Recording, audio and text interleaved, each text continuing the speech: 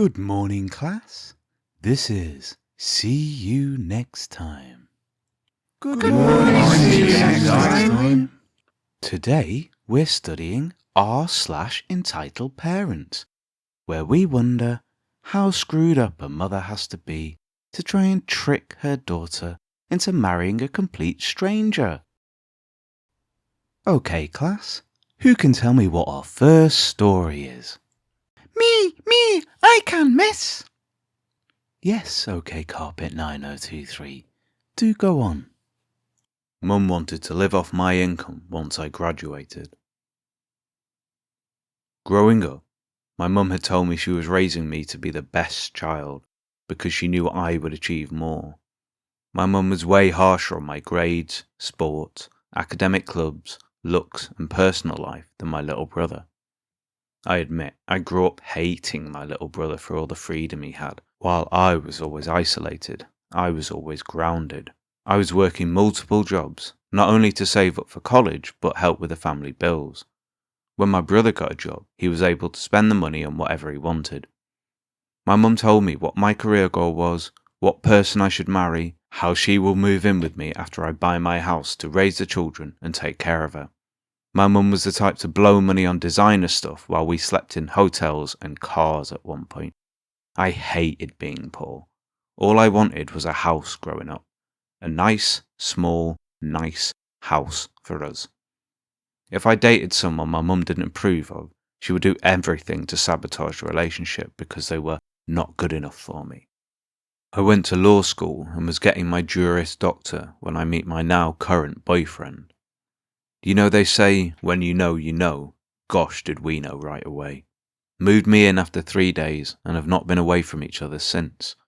I love his family and they also love me. He was raised upper middle class and had an amazing set of parents. He was also top of the law school and just felt too perfect for me. My mum disagreed. She didn't like him one bit, because anytime she said something to make herself look smart, he called her out and said, "Nope, you're wrong." Provided facts and even showed her sources. Oh, she hates to be proven wrong. I told my boyfriend how my mother raised me and what she expects from me growing up. Well, he wasn't going to have it. He said she would be lucky to even know her grandchildren. My mum started to see her plans unravelling with my new boyfriend and tried to break us up multiple times. When she started making fun of his parents, he drew the line. He called her out and said we were done with her. The panic was real for my mum in this moment. I was her meal ticket. She demanded that I made a choice, my own mother or a man I was only dating for a year. I chose my boyfriend. We had been together for almost 3 years. I dropped from law school and worked remotely at an amazing job. He graduated top of his class and was hired immediately. Our income is way above what I expected, and sometimes cry at night for how blessed I feel. Growing up, I always begged to have a home I could call my own. Now we may have a home together in a few years. She will send threats and make up excuses to try and contact me in order to get back in my life. We plan to get married soon and know we have to keep it really quiet because she will either call in a threat or try to show up. Edit. I feel bad, y'all. We aren't engaged yet, but I plan to propose soonish. Baby, if you see this, I'm lying. Just ignore my last sentence. But thank you for the congratulations and all. Edit 2. For people asking why I dropped out and saying, go get your degree, and your boyfriend is forcing you to discontinue your education. I dropped out because I couldn't afford it. My boyfriend and I talked, and we concluded once his education was finished, I would pursue mine. But during my break, I found a job I really liked a lot. I love it actually. But I want to get my master's in social work to go higher in this field. I am happy.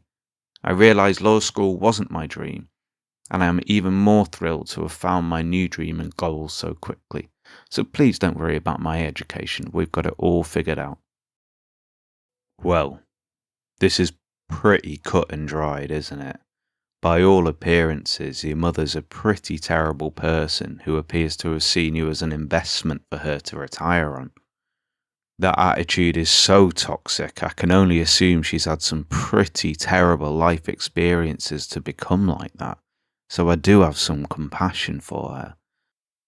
That said, buying designer gear at the expense of a stable home for herself and her young children is so toxic it's not really forgivable. At least she had the grace to be vocal and obvious about it, I suppose. Props to you, OP, for escaping that situation and not letting it continue. This one's from Senor Augusto. A Sam's Club entitled mother demands I give her kid a hot dog because she doesn't feel like waiting in line to pay. Another story to tell y'all.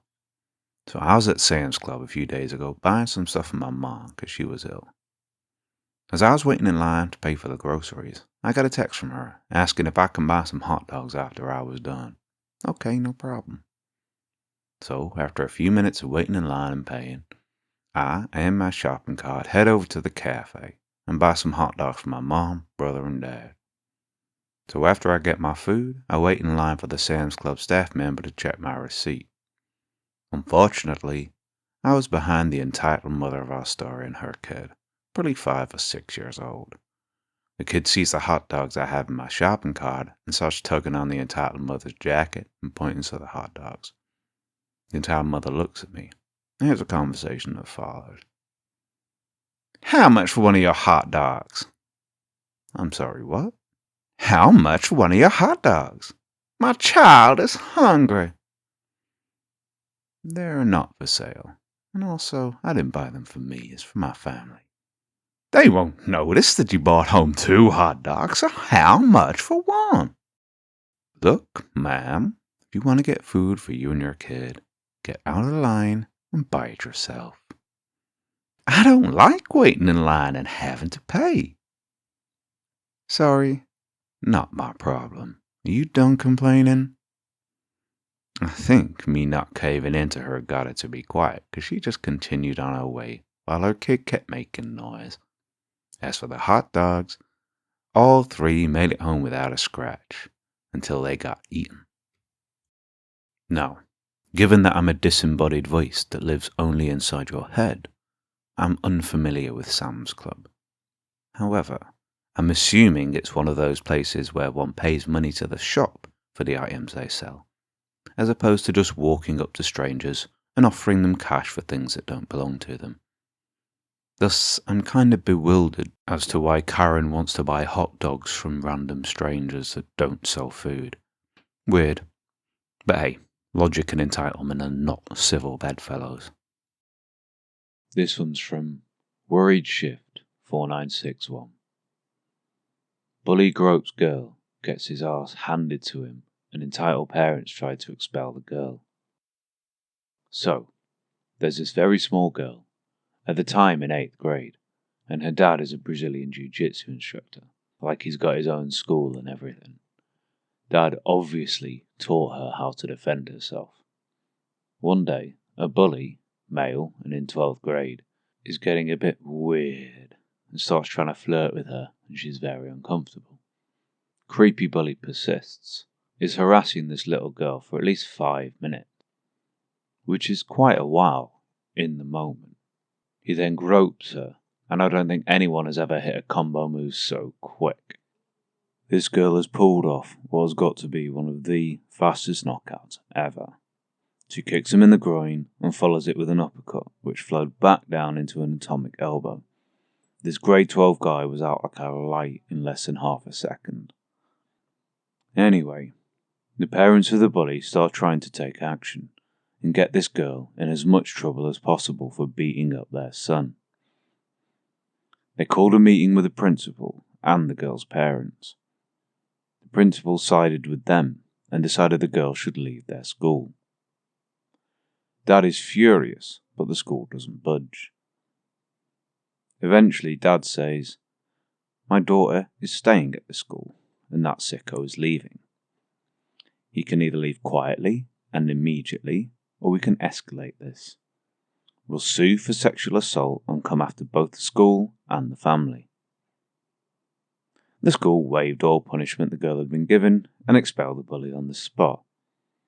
That dad could not have been proud of his daughter for knocking out a creep who was literally 3 times her size. I like this a lot, and it would have been a beautiful thing to witness. It highlights the idiocy of teenagers and boys in particular, something I am intimately familiar with. If I've asked Jeeves correctly, this is a boy of around 17 or 18, seemingly trying to flirt, maybe, with a girl of maybe 13 or 14. In return for shooting his shot in such a twisted up manner, he's had his bollocks batted into next week in no uncertain terms. Fair play to this girl, that is a solid win. Some might say that this story is at best embellished and outright made up at worst. Given what I know about how school authorities behave, I can certainly believe the core of it. And given what I know about frustrated parents, I can absolutely get behind the dad's actions, hyperbole or not. Absolute win.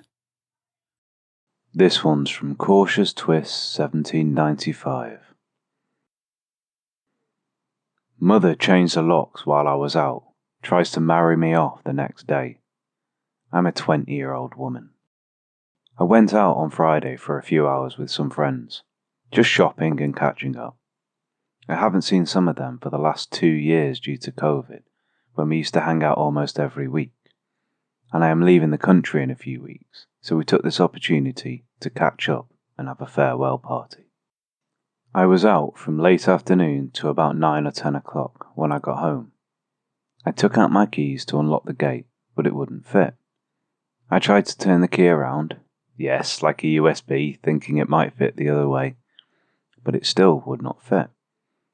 I called my mother, she didn't pick up. Called my grandmother, who lives with me, but she was out with her friends as well and won't be home anytime soon. At this point, I was pissed. My mother already burnt a couple of my work pants the day before because I refused to wear a dress for work. My line of work requires me to move around a lot, so a dress or office skirt was not suited to my environment. I shook the gate, but no one was home, so I picked the lock. I opened the metal gate after a few tries. Luckily, the wooden door behind was not locked. The neighbours did call the police, and of course I had to show them that I actually lived there and was my legal address. I took some essentials and went to stay at my friend's house for the night because I couldn't lock the door back and I didn't feel safe in the house without a locked door. The next day, my grandmother and I were invited to a pre-wedding event. It was kind of a meeting the elders, an engagement party / ceremony at a cafe. My mother only sent me this address and the time for it. It was perfectly normal for my grandmother to be invited to these things via my mother. My grandmother doesn't know how to use a phone other than basic functions like calling. We showed up on time to the cafe and were escorted to a booth-type seat in the corner of the cafe. The booth already had a lady, mid-40s to 50s, and a guy. I assumed she was the mother and the guy was her son. The moment we sat down, the lady took out a calendar and notepads filled with lists of flower arrangements, colour schemes, menus, dresses, hairstyles, etc. She introduced her son, who was 28 by the way, told me what he does for a living, what he studies, and where. She thanked me for agreeing to marry him. I looked at her, then to her son, then to the wedding planners and notes. Then it finally registered that this was for my wedding. My grandmother was pissed, to say the least.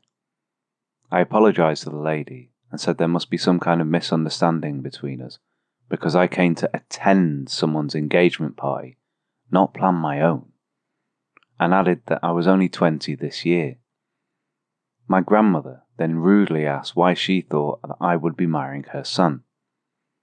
The lady replied that my mother contacted her and said that I was looking for a partner and a husband to settle down so I could move out. My grandmother calmly said to the lady that she has been lied to and I was not going to be getting married anytime soon.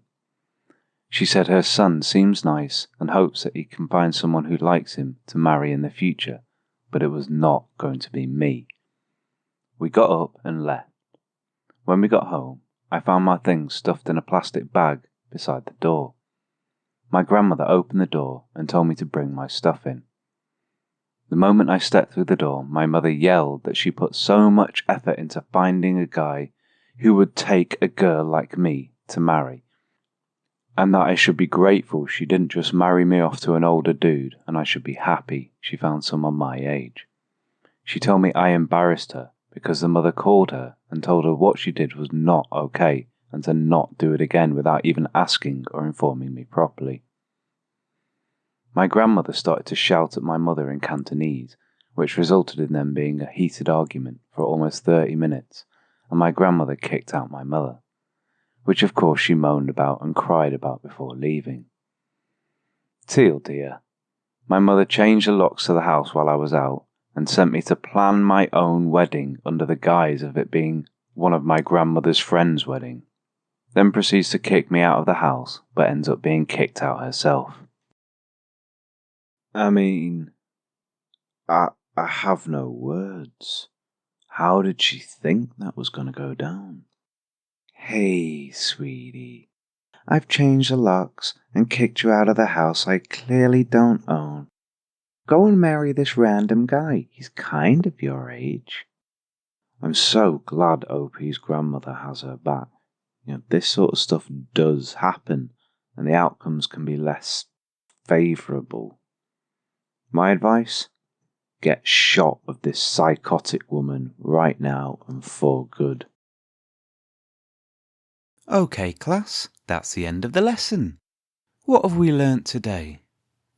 Miss, we've learnt not to grope young girls if we want our bollocks to remain attached to our bodies.